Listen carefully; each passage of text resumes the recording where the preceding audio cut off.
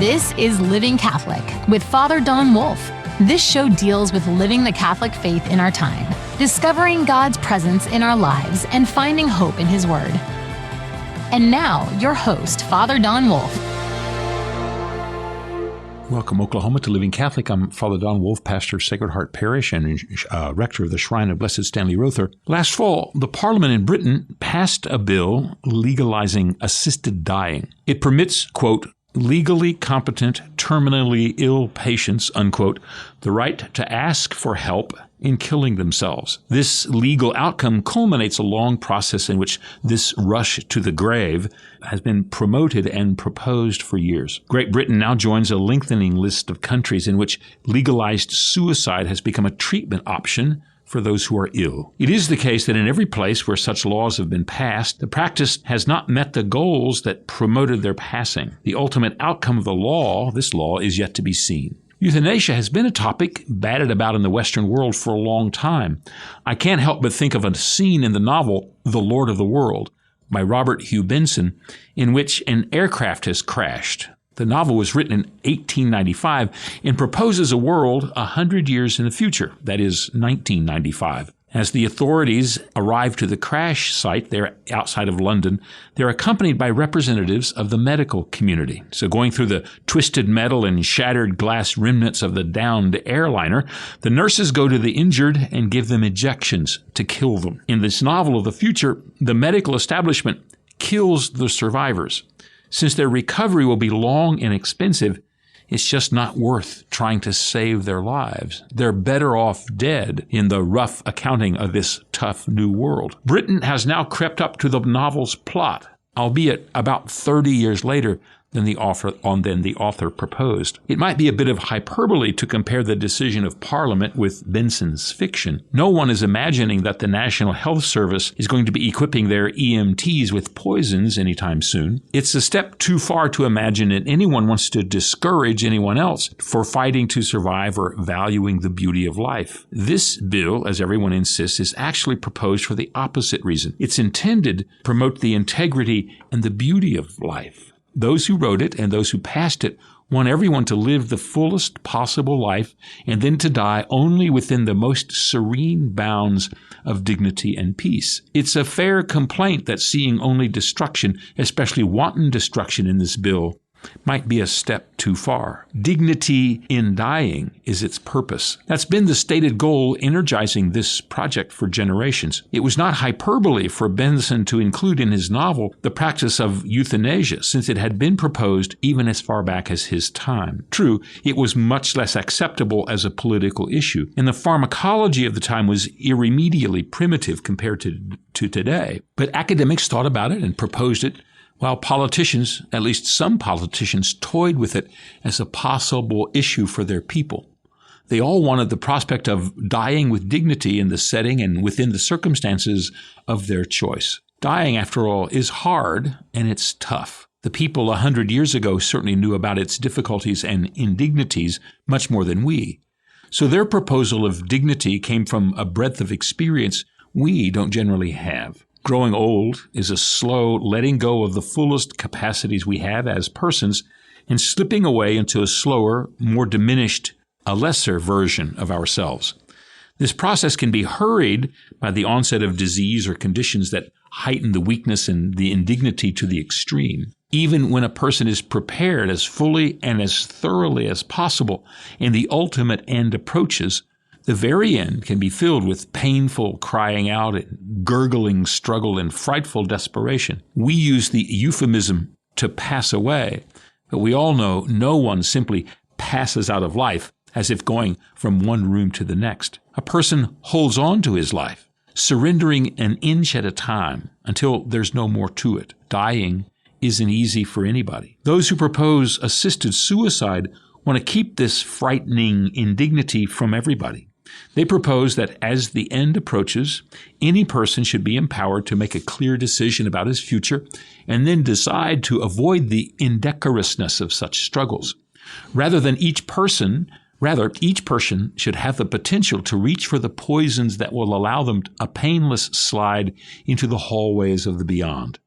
Or since most proponents of assisted suicide are professed non-believers, they can slide into the cold winter air of nothingness without gasp or gurgle or moan. They simply want to extend the choices involved in a good life to the final moments rather than take them off the table of options. If you think about it, it's something like the image of the later Hugh Hefner lounging at the Playboy Mansion in his bathrobe. He pads about the place in his house shoes, greeting the guests, eyeing the women, and modeling the painless lifestyle he was so famous for. All the dark edges of living and the wrinkles of tough choices fall out into the smooth silk of his faultless wardrobe and his wry smile.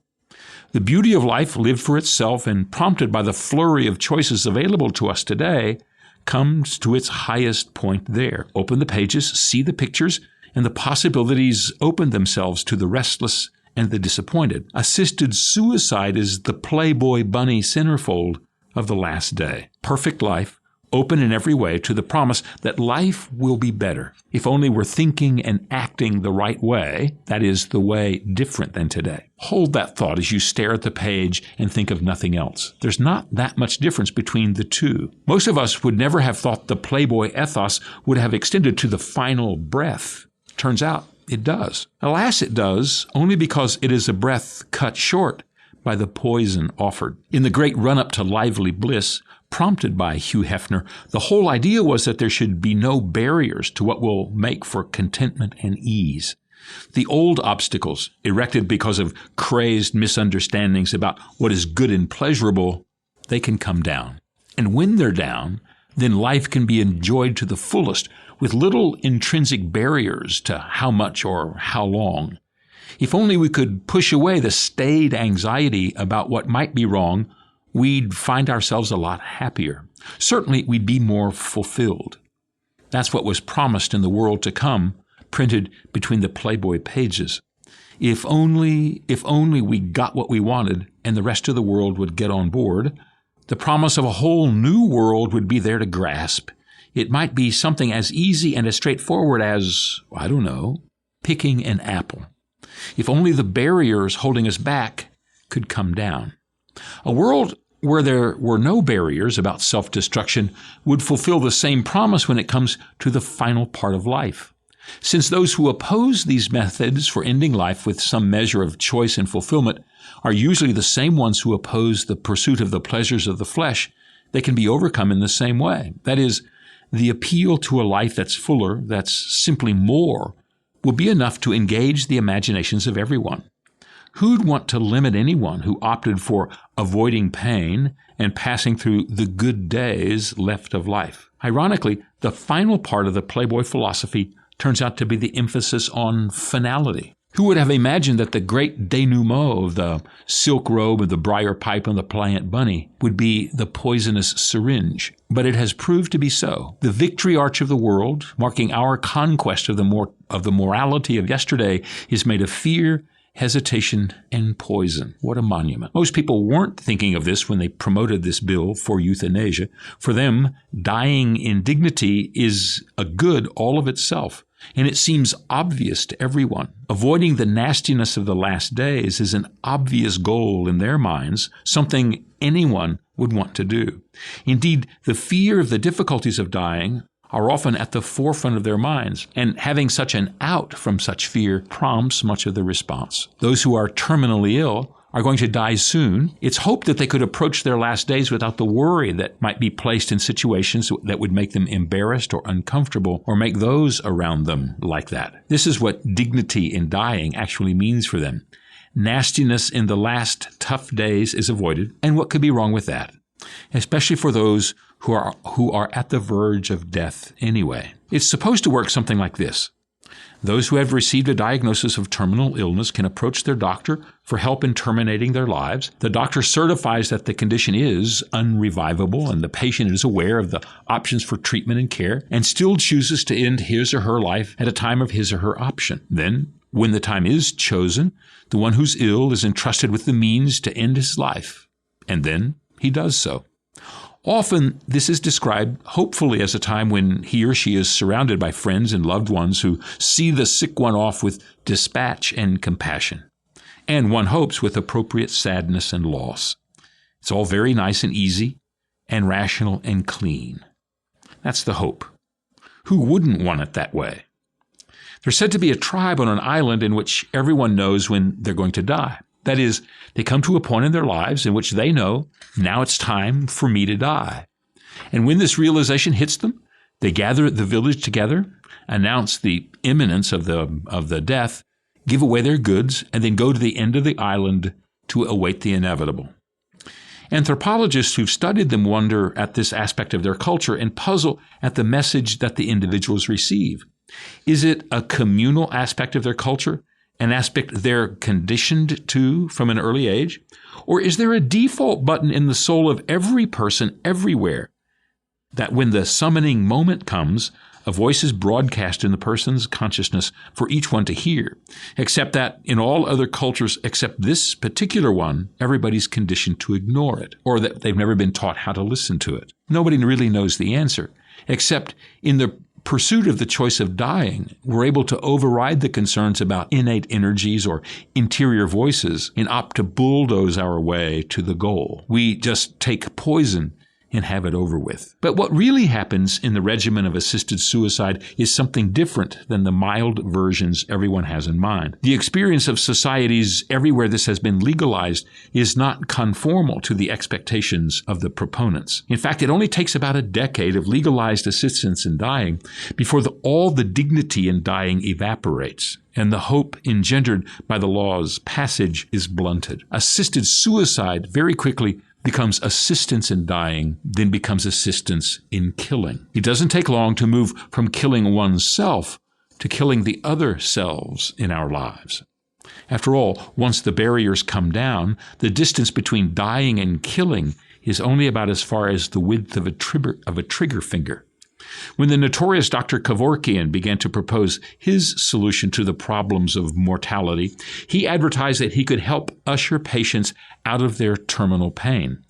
Despite the opposition he faced a generation ago, he was able to implement his regimen of helping along the people who faced hopeless outcomes with his suicide machines. Eventually, he was able to accumulate quite a score of those who wanted his help in escorting them off this mortal coil. Except in the long run, those who were helped most and most efficiently were women who had no terminal diagnoses. The irony is piercing. He wanted to empower those who felt like they had no power over the last phase of life. And by the time his books were closed, the majority of those he had poisoned were those who had been the most excluded, the most ignored, and the most disenfranchised during their lives.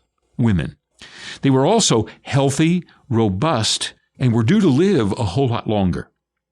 It wasn't exactly a lesson in empowerment, except, of course, of him. A male, a doctor, enfranchised, celebrated, revered, and moneyed. Funny how things work out when revolution is in the air. When Canada decided to opt for medical assistance in dying, known euphoniously as MAID, there were guardrails put in place to make sure that only doctor-approved patients, terminally ill with no other hope, could ask for the approved venom to assist themselves to the grave. Within the first decade, the barriers in place to protect patients from themselves and from doctors were removed. At this point, almost anyone who wants to request assistance in dying, including minors, are normally approved. We don't know how long it'll be before the majority of those who are killed by MAID are people who have no diagnosed disease, but it won't be too long. Those who longed for death with dignity have, of course, simply ended up with death. But it's what they longed for, first of all, anyway. Death with dignity turns out to become death without obstacles. And because this is the ultimate expression of the culture of death in our societies, named so by Pope St. John Paul II, in our society, unmoored from the ethic of a God-centered purpose, we can't think of a reason not to kill ourselves. To appeal to dignity is simply a screen for our desire to exercise our will. If it sounded better, we would appeal to honor or bravery or profits or glamour. They're all equally as empty and foolish as imagining that a chosen death is more dignified or honorable or brave or profitable or glamorous than an agonizing one. And because we can't think of why we shouldn't kill ourselves, we can't come up with a reason not to kill others. That might seem a bit of an overreach since we don't generally see murder in the streets. But we're still enduring the abortion regime that started 50 years ago and now has consumed more lives just in our country than all of the lives throughout the world that were consumed during the world wars of the 20th century. All of them killed by their mothers. Death with dignity, quote unquote, doesn't seem to be the apt description of those who were sucked out of their mother's wombs and destroyed. Because, of course, it's not about dignity at all, but about will and power. Ironically, chosen death goes down in societies in which there is regular violence and ongoing warfare. During war and among the poorest, most lawless nations, the suicide rate is almost non-existent. Beverly Hills has a much higher suicide rate than Port-au-Prince. Chicago a higher rate than Baghdad. Whether it's because there is a purpose to life that expresses itself in the scramble to survive day to day, or because there is a sense of national direction in communal purpose in those places, nobody's quite sure. But we are all sure that in a society in which there is no sense of communal participation and no sense of national purpose, there are many who seem to be unable to come up with a reason to continue living.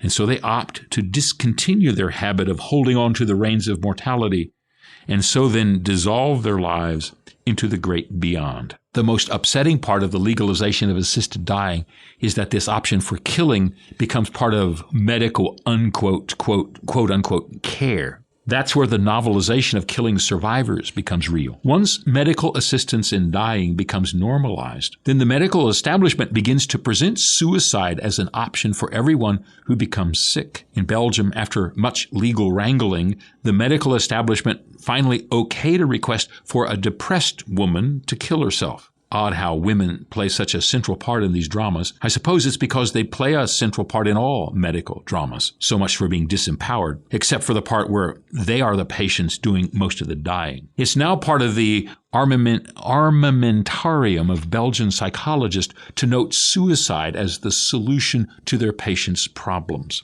Certainly, it is a treatment method that will have a 100% success rate, and that's its lethal attractiveness. It's much cheaper to have patients kill themselves than to treat their illnesses. This is especially true when they are older and can no longer work or contribute to the GDP. In countries all over the Western world facing a crisis of healthcare expenses, it will become an irresistible temptation to pursue self-destruction as the easiest and most cost-effective process for addressing medical problems. Poison is inexpensive and funerals are cheap, comparatively speaking. After all, embalmers are much less expensive to train than surgeons. While this approach is dismissed as wildly off the mark by the proponents of assisted dying, it is the next step in the process. If no one can think of a reason for living, certainly there will be no one who can come up with a reason for not dying. And again, it's only a millimeter distance to be unable to keep from coming up with a reason for not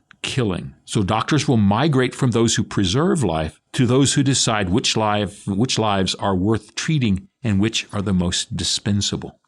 Healthcare will continue to use its bright names and good titles, but it will begin to direct itself to the focus on effectual killing rather than on compassionate caring. That's what we've seen with abortion. Ripping a child to pieces in its mother's womb to flush it out into a stainless steel sink is now still called reproductive care. How long before slipping venom into a patient's IV is called directed life therapy? My guess is not long. And if the previous example is any guide, everyone will carry on as if there's nothing to notice. In fact, noticing will be regarded as a measure of opposition or regress to all treatments and therapies or care. After all, the law is a teacher. Making a law allowing killing teaches us that killing is of no impact, and thus it will be so.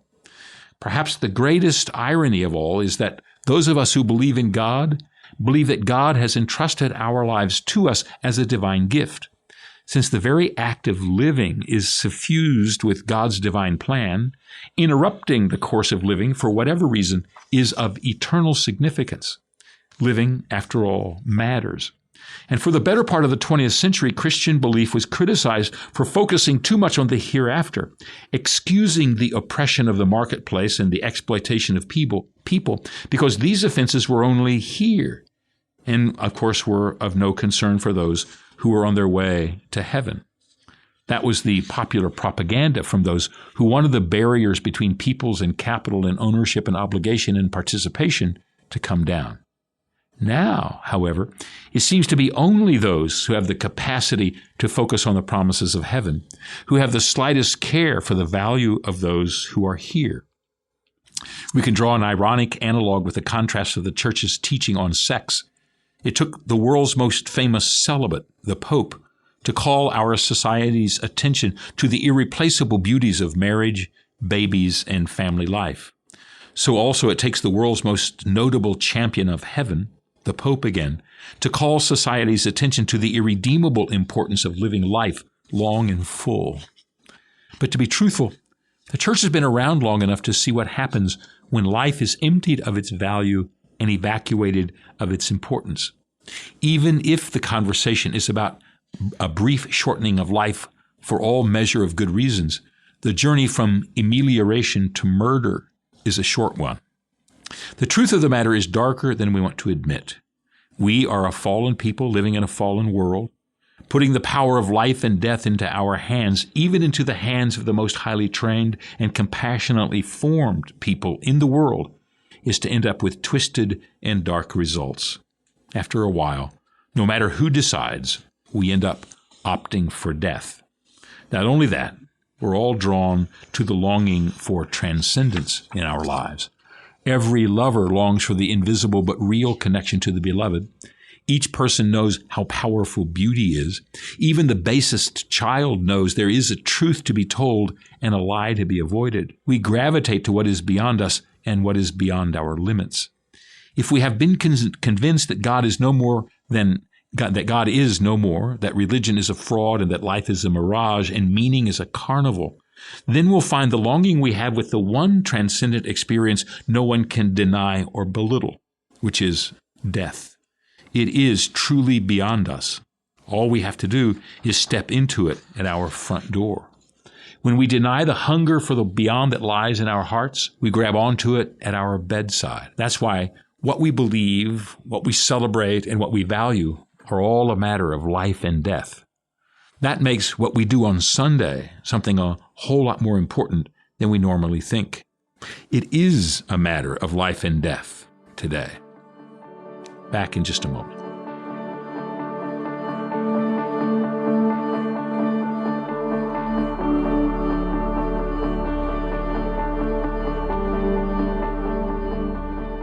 Welcome back to our final segment, Faith in Verse. We have a poem today called, Oh, the Weather. The weather turns cold as if at the flip of a switch. It was as spring this morning early, but there was a glitch as the clouds scudded in to darken the clearing sky. The winds rose and the matted leaves began again to fly. Temps began to fall and winter was again upon us, beyond any hope of warming weather we could trust. But we have to admit these varying measures are not much different than what we most treasure.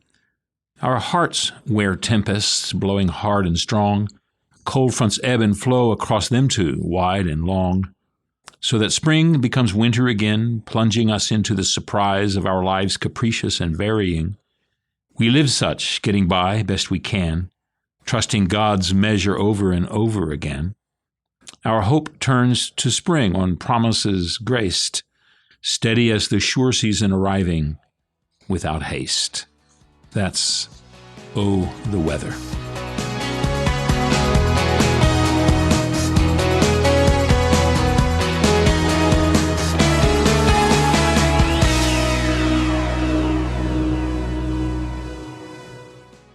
I hope you can come back and join us in the weeks to come. To see you then.